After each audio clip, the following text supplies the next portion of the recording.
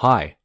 Recently, I went on a touristy sort of trip to the Gold Coast, which is located in the great state of Queensland in Australia. Now, while I was there, I checked out a beach or two, looked around at some hotels, and I thought, why not visit one of the most beloved tourist attractions you can find in Surfers Paradise? That's right, Dracula's Haunted. What? What do you mean it's closed? Okay, let me just find something. I thought I would go and visit Ripley's Believe It or Not.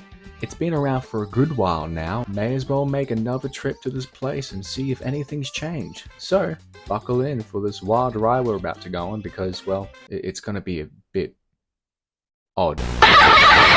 朋友是一个坚韧不拔的纪录片，在香。Now, for those of you who have never been to a Ripley's before, or even don't know what a Ripley's is, Ripley's Believe It or Not auditorium or aquarium, wherever it is in the world, is based off of the works of the late Robert Ripley, who explored many different parts of the world, aiming to find different oddities and other great things to display for the Western world to see. If you've ever seen one of those shrunken heads, then it's probably thanks, in part, to a Ripley's Believe It or Not entity. So let's go and do the tour. Also, shout out to the piano staircase, that was pretty cool.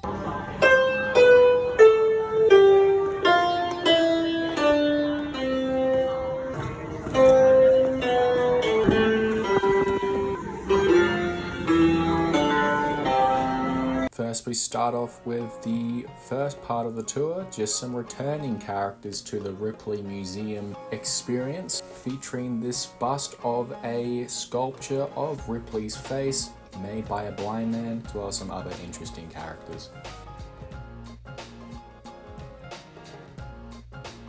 Moving on now, and the first thing we see in the new zone is the blue-faced man from China.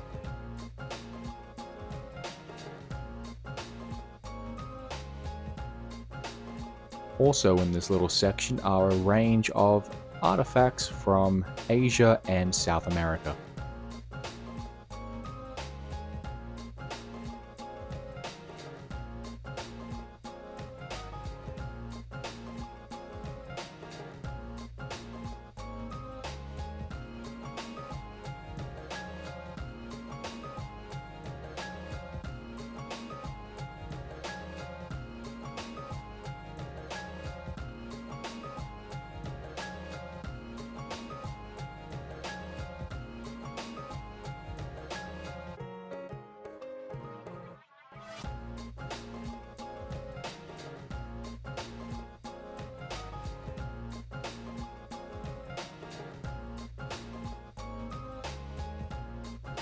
Also in this section is Robert Wadlow, who stood at an impressive 8 foot 11 inches or 2.72 meters. Next up was the shrunken head area. The shrunken heads were always a pinnacle of Ripley's exhibit. The process begins by removing fat and other bodily tissue from the head, then placing a wooden ball underneath the head to keep the form. Afterwards, it's boiled in hot water, which has been saturated with either herbs or salt. Eventually, the head is dried with hot rocks and sand. This is done so the mold of the head, particularly in the face, will be kept after the head is dried. Tribes that practice the idea of head shrinking believe that the souls of the enemies that were killed would be trapped inside the head once the process was completed.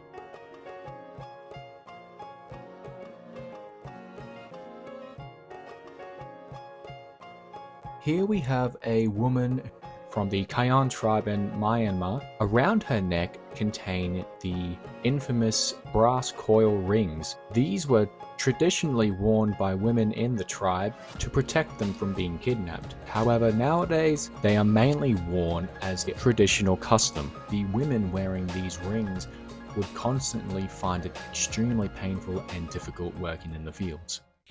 Coming up next was a space-themed area. First, we have a life-size fan model replica of RTD2 from the Star Wars franchise.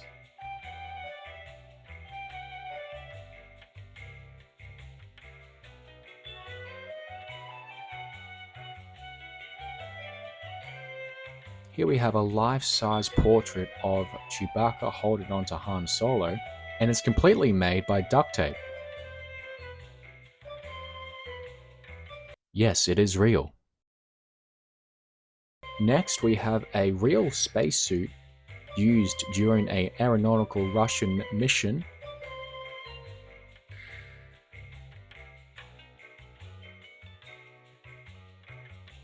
Also, this tiny piece of meteorite straight from the planet Mars. Not to mention some other space-themed medallions and memorabilia. Soon after, we enter the black hole zone.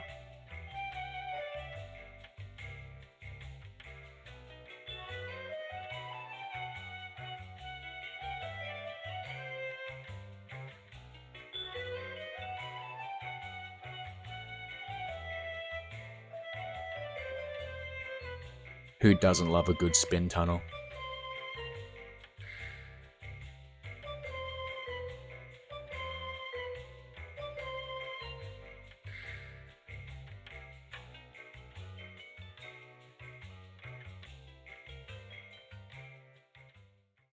In the next room over, we have a range of portraits and other pieces of art made using materials which you would never think to use.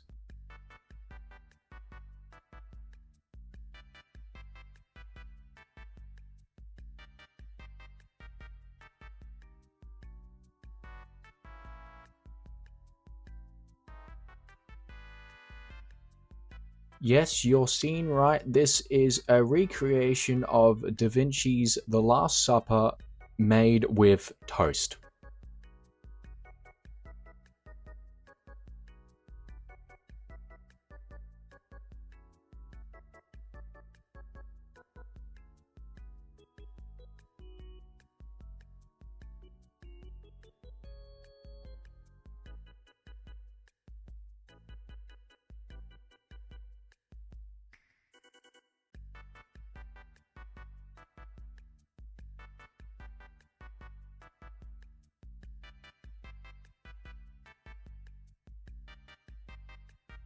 Here we have a room filled with Ripley's alumni.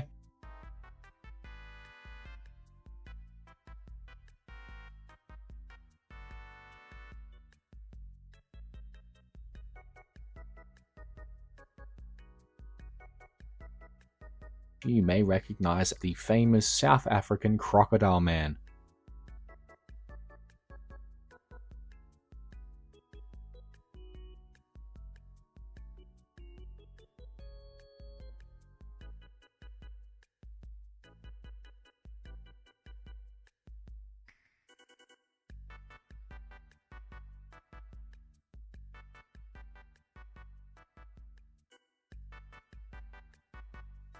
Another whom you may recognize is Grace McDaniels, otherwise known as the Mule-Faced Woman.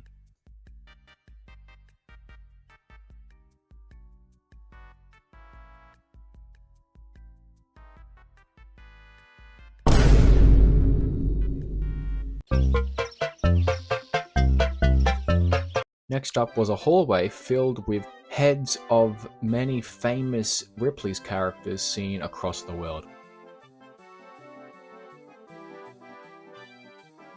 Some of these characters did not appear in the museum this time round, however, from memory they were here before, especially before the refurbishment which took place around COVID.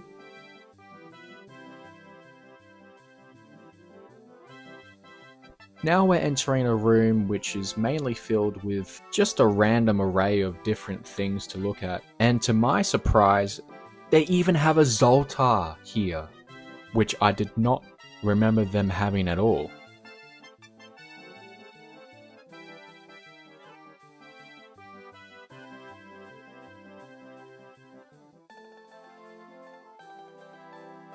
Now unfortunately I didn't have any $2 coins to put into him, so I could not make him work for the video unfortunately. It was still cool to see one.